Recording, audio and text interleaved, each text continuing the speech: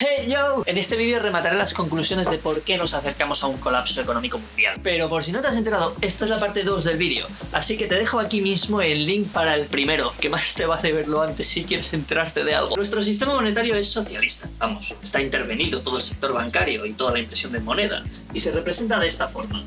¡Qué casualidad! Dos tipos de ciclo y dos formas de imprimir dinero de la nada. Este primer ciclo, que podéis ver que tiene una pendiente mucho más agresiva y tiene una duración mucho más corta, corresponde a la reserva fraccionaria. ¿Os acordáis, no? El efecto multiplicador que pueden hacer los bancos, que solo están obligados a mantener un 10% de lo que depositas y prestan el resto. Yo presto 1000 euros, le prestan a otro 900, este compra una bici, el que se la vendió vuelve a poner los 900 en el mismo banco, le prestan a otros sus 810 y de 1000 euros se podrían llegar a hacer hasta 10.000. Bueno, en realidad 9.000 si es un 10%. Pero por supuesto, no llega a multiplicarse tantas veces porque esto hay que frenarlo, si no se provocaría una hiperinflación en muy pocos años.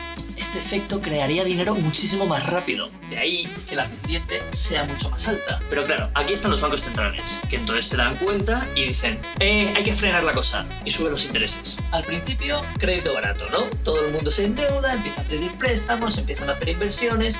Recordemos, se empiezan a hacer malas inversiones y la inflación empieza a subir. Y claro, el Banco Central se da cuenta y dice, voy a encarecer el crédito. Entonces, hay mucha gente que no le ha dado tiempo a generar suficiente dinero o que sus inversiones no han resultado ser rentables y llegan los impagos. Recesión agresiva. Y vuelta a las andadas. El Banco Central, para estimular, vuelve a bajar los intereses, se vuelve a permitir el crédito y empezamos a subir otra vez. Así, eternamente. La duración de este ciclo se dice que está alrededor de unos 7 años, pero al final depende de en qué momento los bancos centrales les dé la gana bajar los intereses o subirlos. Y los bajan y los suben en función de la inflación. Y la inflación depende de qué porcentaje de reserva fraccionaria estamos hablando. Si es un 10% lo que tienen que reservar los bancos, pues subirá un tanto la inflación. Pero si fuera un 2%, el multiplicador sería mucho más rápido. No sé si me explico. Lo importante es que en los últimos años ha tenido una media más o menos de unos 7 años. El S&P 500 es una de las bolsas más importantes del mundo, porque contiene a las empresas más grandes del planeta. Por lo tanto, cuando esta constipa el resto del planeta. Entonces podemos identificar un poco las últimas crisis más grandes según cómo ha funcionado el S&P 500. Cada banco central en cada país no tienen por qué tener la misma correlación, pero sobre todo los países occidentales solemos seguir lo que hace Estados Unidos. Así que aquí tenemos la crisis de 1987,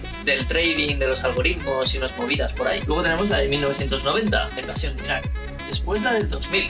Esta la conocemos, la crisis del .com. 2007, crisis inmobiliaria, diferencia de 3 años, 10 años, 7 años y ahora llevamos unos 10. Estamos a punto de cumplir el ciclo de expansión más largo del último siglo. Pero se está acabando. No sé si sabéis que los bancos centrales ya están subiendo los tipos de interés. Si os fijáis, les hemos puesto nombres a cada una de estas crisis. Pero en realidad, todas son por culpa de esta política expansionista keynesiana. Lo que sucede es que cuando empieza a imprimir dinero el sistema, se empieza a invertir mal, sobre todo en el sector a donde va a parar ese dinero nuevo.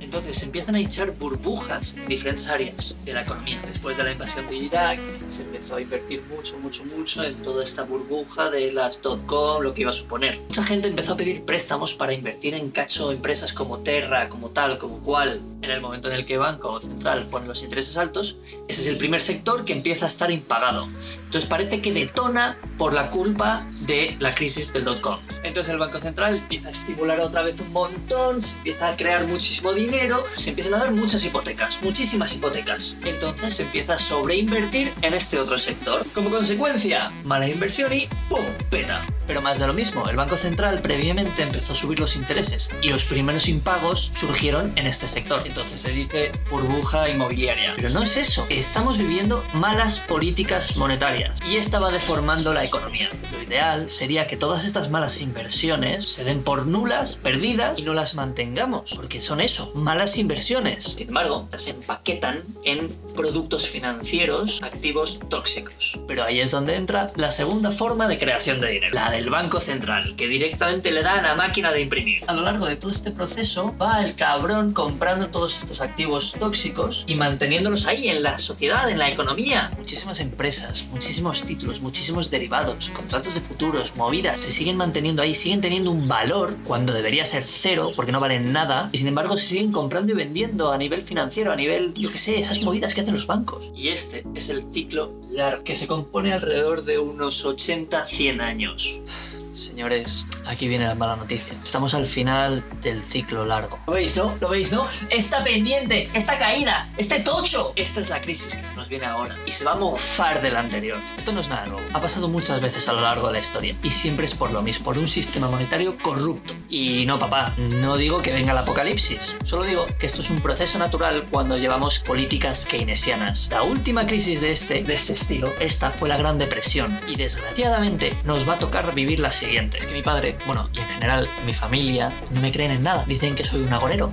Y no, lo que pasa es que me gusta la economía y estoy estudiando a los economistas más respetados que están explicando esto. Buscadlo. Sobran los economistas, las instituciones, los países, todo tipo de personajes públicos que saben sobre estos temas, que están hablando de que la próxima crisis va a ser mucho más grave. Pero os voy a decir más, necesitamos esta crisis porque la economía va mal, la sociedad está yendo por mal camino y esto se debe a que tenemos una economía atrofiada debido a toda esta impresión de dinero. Pero ¿por qué llega a su fin este ciclo? Este lo sabemos, es el Banco Central Europeo cuando empieza a subir o bajar los intereses. Pero en este ciclo, aquí no tenemos a un suprabanco que le pone más intereses al Banco Central. ¿Qué le da fin? ¿Por qué no podría estar el Banco Central imprimiendo eternamente? Aquí es donde entra la inflación. Toda esta impresión de dinero es inflación. Pero claro, si os fijáis, siempre está subiendo. Yo relaciono directamente el PIB con la inflación. Y habrá gente que me dirá, no, el PIB no es la inflación. Se miden de formas diferentes. Es que lo que hoy llaman inflación es simplemente cómo sube de precio una pequeña cesta de la compra. O sea que no vale coger determinados artículos de la sociedad, ver cuánto han subido y decir esta es la inflación que está habiendo. Y de aquí que diga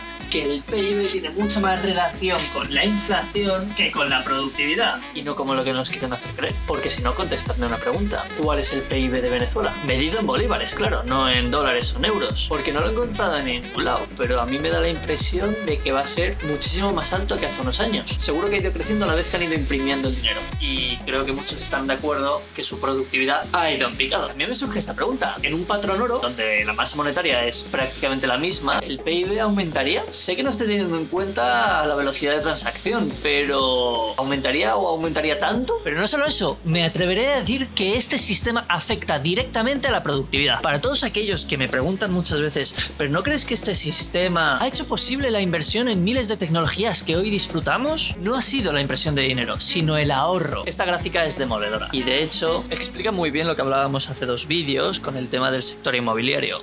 Aquí tenemos una comparación de la productividad en el sector industrial, el sector de la construcción y la media de la sociedad. Me atreveré a decir que en todos los sectores, servicios, productos, a donde ha ido a parar todo el dinero nuevo, se produce una desaceleración en el crecimiento de la productividad. Casualidad que el sector de la construcción es el que más dinero ha recibido. Y sí, la productividad ha seguido creciendo este último siglo, pero ha sido a pesar de este sistema. De ahí que se confunda el PIB con la productividad. Claro, está creciendo, el PIB también parece que está creciendo, debe ser lo mismo. Nuestra calidad de vida aumentaría mucho más rápido sin este sistema. Pero vamos, no solo en la construcción, todo aquel sector intervenido por el Estado o que haya recibido dinero se está volviendo poco productivo. La educación tradicional es una mierda, lo que nos cuesta para el valor que nos aporta es prácticamente nulo. No por meter más dinero en la sanidad vamos a tener un mejor servicio. Todo lo contrario. ¿Por qué no me puedo especializar en hemorroides y montar una clínica únicamente para eso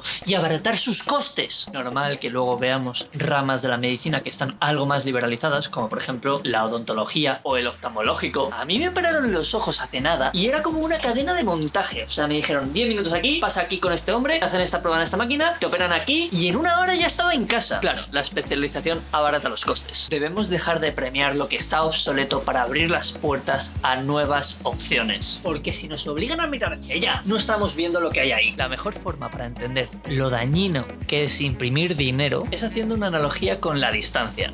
Nosotros usamos los metros como medida estándar para poder calcular las cosas. Esta medida, metro, tiene que ser constante, no puede estar variando. Igual que la masa monetaria, no debería estar variando. Si variase, volveríamos locos, por ejemplo, a los arquitectos. Imaginaros que 10 centímetros hoy es esto, mañana es esto, al día siguiente es esto, y lo siguiente, y sigue cambiando. Vamos, una inflación pero de la distancia. Es más, imaginaros que con la casa construida las distancias pudiesen ir aumentando o disminuyendo, pero con una inflación diferente dependiendo qué parte de la casa. Que la viga que hay aquí detrás ahora mismo consumo empezase a aumentar, pero no el marco de la ventana. Empezaría a sufrir un estrés enorme y petaría. Y mi hermana, que vive justo aquí, pues se constiparía. Esta columna empieza a ser cada vez más alta, pero no esta de aquí. El techo se empezaría a deformar. La casa, a lo largo de un tiempo, ya no sería algo ordenado. Sería una puta bestia deformada. Y por supuesto, no sería cómodo de vivir en ella, porque tendría 1000 cosas rotas. No podemos contar la inflación como si fuera algo constante en todas las áreas de la economía. Si no, sería absurdo, porque si el arquitecto sabe que los metros van a tener tanta inflación, solo le pone un multiplicador a todo y lo único que sucedería es que la casa sería más grande cada día. Pues esto es lo que le sucede a la economía cuando se crea dinero y se inyecta en determinados sectores, en zonas concretas. Cuando miden la inflación en una sola cesta de la compra, no la están midiendo en las casas, por ejemplo. Ciertas áreas empiezan a sufrir un enorme estrés que llega a un punto en el que explota. En determinados sectores, claro, como decíamos en la habitación de mi hermana, en la ventana peta, pues lo mismo en el sector inmobiliario, peta esto, o porque se ha impreso demasiado y se ha llevado todo el dinero a la crisis del .com, pues peta esa burbuja. Pero al cabo del tiempo se empieza a afectar a la estructura básica, a los pilares más importantes de la casa, y esta se derrumba. No podemos culpar al libre mercado de que se destruya la casa, de tener estos problemas o de que esté deformada y de construir una casa en la que no podemos vivir, porque no es él el que está buscando la inflación de la moneda. De la misma forma que tampoco podríamos culpar al arquitecto de la casa. Son los políticos y el sistema bancario quien le están poniendo el trabajo mucho más duro. Le están corrompiendo su proyecto. Desgraciadamente ya es tarde para salvar esta casa. Ya ha empezado, se está derrumbando, están cayendo como fichas de dominó cada una de las columnas. Pero os diré más, es mejor que se derrumba y empecemos de cero. Es que ya no es una casa cómoda donde vivir. Mucha gente está sufriendo, constipada en su habitación. Por ejemplo, los alquileres suben mientras los sueldos no. Hay algunos ricos que se están volviendo muy ricos debido a la posición en la que están en este sistema, sin aportar más valor, claro. Esta distorsión ha provocado que hoy muchas cosas económicamente valgan mucho cuando no aportan ese valor. Para entender la economía keynesiana vamos a hacer una analogía, y es la del alcohol, la fiesta y el desmadre. Esto es como salir de fiesta todos los días al mismo bar. El dueño del bar es el Banco Central. Los camareros son los bancos. El dinero, el alcohol. El dueño lo que quiere es que pasemos el máximo de tiempo posible en su bar. Por lo tanto, al principio de la noche pone todo tipo de ofertas. Las copas, baratitas. Los camareros, vamos, tienen una labia impresionante. Claro, ellos ganan por comisión. Cuantas más copas vendan, mejor. Así que va yendo la noche, empieza el pedo, todo es fiesta, todos nos lo pasamos de puta madre. O sea, he ligado, me lo paso increíble. Claro, llega un momento en la noche que es que, vamos, es todo euforia. Pero claro, el dueño no es tonto. No quiere que te dé un coma etílico porque te necesita mañana a la misma hora. Así que empieza a subir el precio de las copas. Ya al final de la noche son tocadas. Es que casi nadie se las puede permitir. ¿Y que empieza? La pota. La devolvemos toda. Luego ya aquí al final, pues bueno, resaquilla, una de temporada, día perdido, por supuesto, y vuelta a empezar. Otra vez lo mismo. Pedo, noche de fiesta, todo marranda, pota, resaca, fiesta. Lo que pasa es que el dueño hay una cosa que no puede evitar. Después de muchas noches de fiesta, tu cuerpo se vuelve una mierda. El hígado empieza a fallar, nos empezamos a encontrar mal, pero de verdad, al hospital. Y esto es un momento muy crítico, porque aquí o la palmamos o aprendemos la lección y empezamos a tener una vida saludable. Porque sí, la fiesta mola, hacemos muchos amigos, mejoramos nuestras habilidades sociales, pero ¿qué pasa con todo lo demás en la vida? Los griegos y los romanos la palmaron, pobrecillos. Bien, esta crisis viene, ¿y ahora qué? Pues ahora mucho. Este periodo es súper importante, aquí tenemos que hacer muchísimas cosas. El próximo siglo dependerá de cómo llevemos la próxima década. A medida que se vaya desmoronando toda la casa, tenemos que ir construyendo una nueva. Por un lado, tenemos que poner lo antes posible a funcionar un nuevo sistema monetario y no dejar que nos vuelvan a meter en algunas élites. Muchísimos servicios, muchísimos sectores se van a destruir o paralizar. Tenemos que reinventarlos lo antes posible y tenemos que conseguir que este periodo sea lo más corto posible, porque cuanto más tiempo pasemos fuera de casa mientras construimos la nueva, más posibilidades de caer enfermos y volvernos más violentos. Nosotros somos productos de nuestro entorno. Si vivimos en un contexto calmado, tranquilo, nos volvemos mucho más civilizados. Sin embargo, si nos encontramos en un contexto mucho más agresivo, nos volvemos violentos. Y esto, por ejemplo, es lo que le está pasando a Venezuela. Están viviendo el colapso de su sistema monetario y se está alargando muchísimo. Esto está produciendo mafias, violencia en todas las calles. Hay sitios en donde todos los días, todas las noches, escuchas disparos. Aunque su sistema económico se reinvente pronto, pasarán muchas décadas hasta que todo se tranquilice. Cuando nos pasamos mucho tiempo así, estos hábitos los adopta la cultura y la gente tarda mucho en cambiar. Por eso yo no creo en las revoluciones violentas. Al final,